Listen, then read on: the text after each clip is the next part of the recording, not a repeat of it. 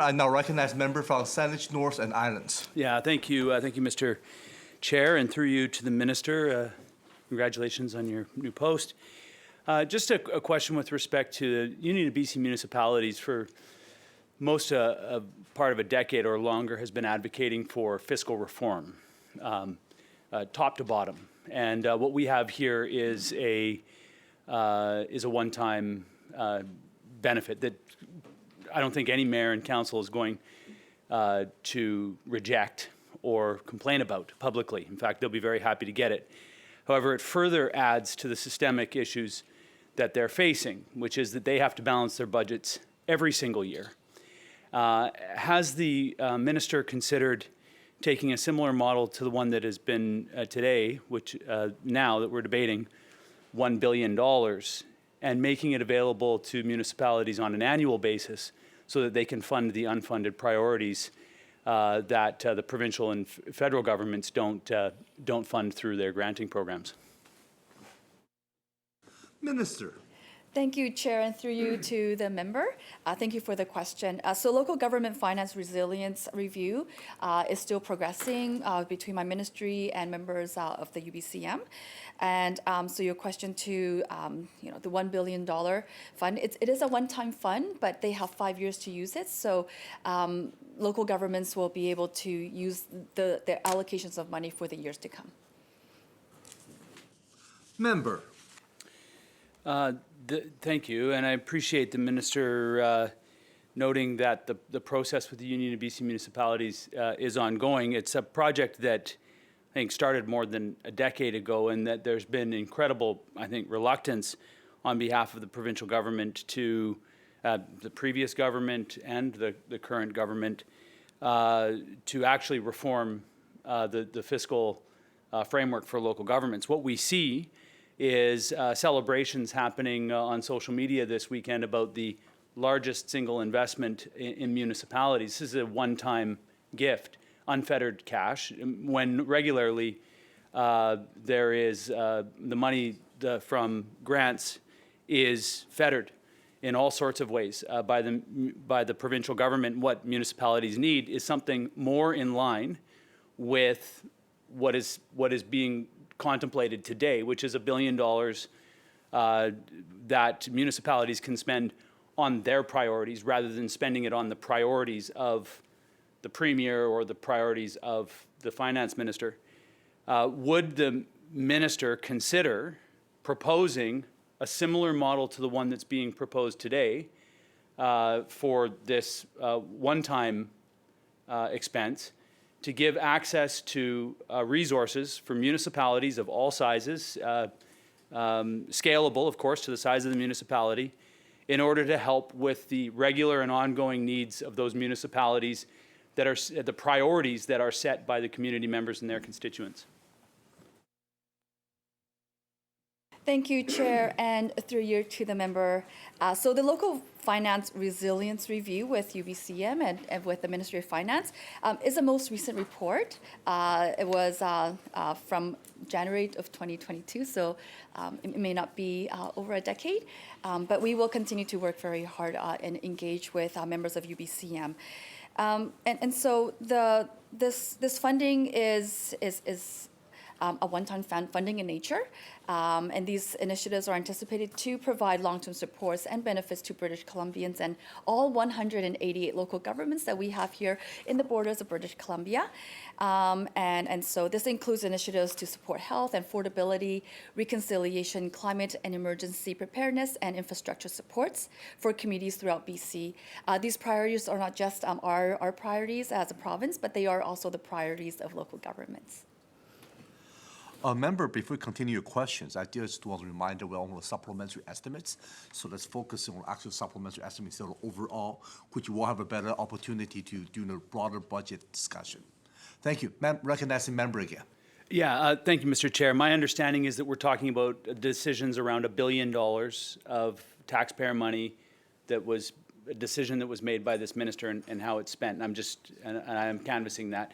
I think what is reflected here in the seats on this side of the House, and I recognize I'm not going to point out any members who are or who are not here, but I would suggest that there's a considerable number of us that are sitting on this side of the House that were formerly on local governments. We all have been part of the process over the last decade or more, pleading with the provincial government to reform the fiscal framework. That one-time gifts, the granting processes that we have set in place have not been sufficient to ensure that municipalities have been able to develop sustainable infrastructure and the sustainability of their businesses, of governing their municipalities. The reality is that local governments are required to balance their budgets year over year, and provincial governments not.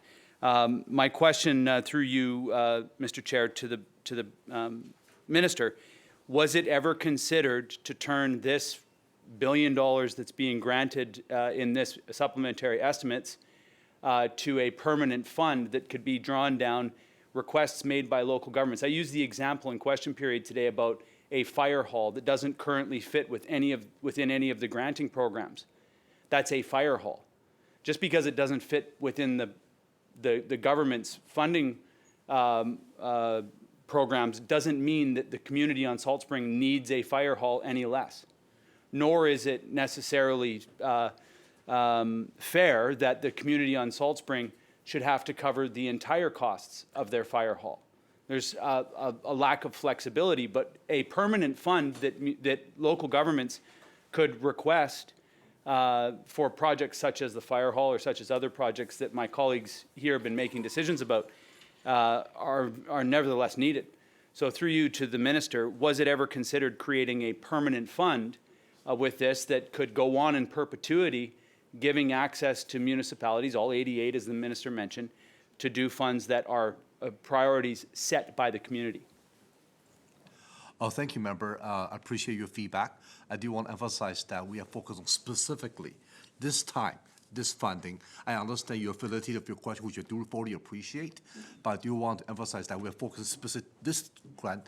Obviously, what you ask can be asked at a broader time when we talk about overall estimate.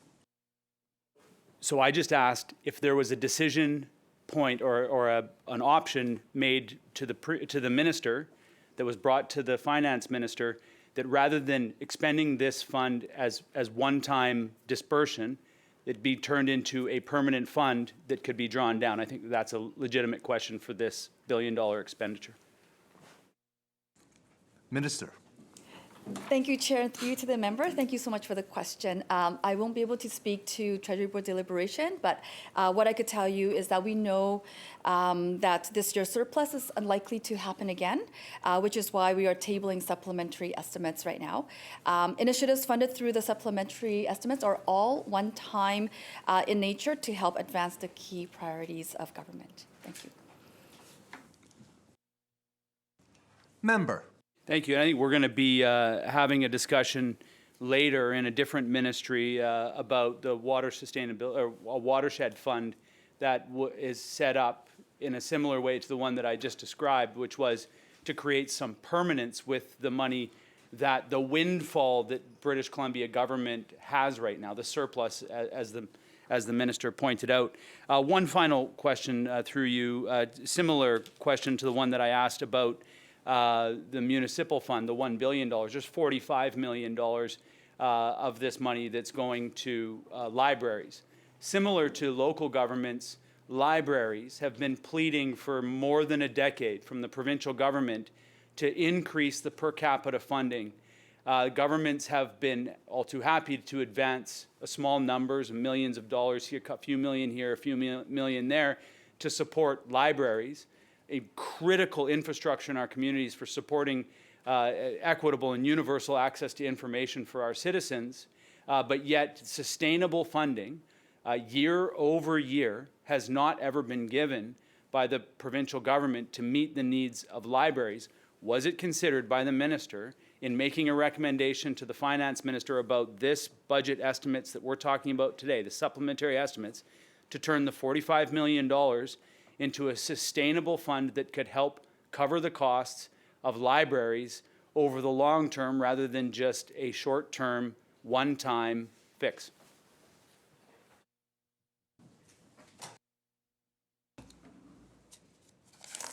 Minister.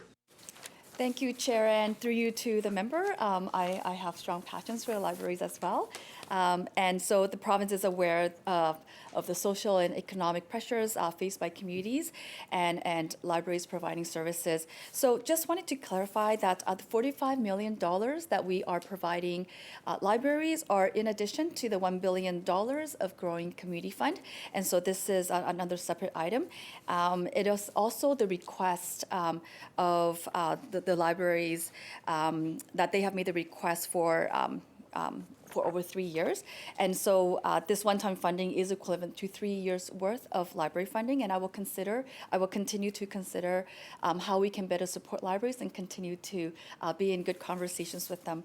But just to answer part of the question as well is this funding will be able to help address changing demands for local services, lifelong learning and workforce skills, more accessible spaces, and digital collections. This will also help libraries adapt physical and virtual library spaces to make them safer, to make them more inclusive and accessible, as well extend services developed during the pandemic, because we know they were working and people really want them to continue. Build a core provincial public library collection of digital resources that people can access with their library card, and as well strengthen the capacity of libraries to serve people to plan for right now and for the future. Thank you.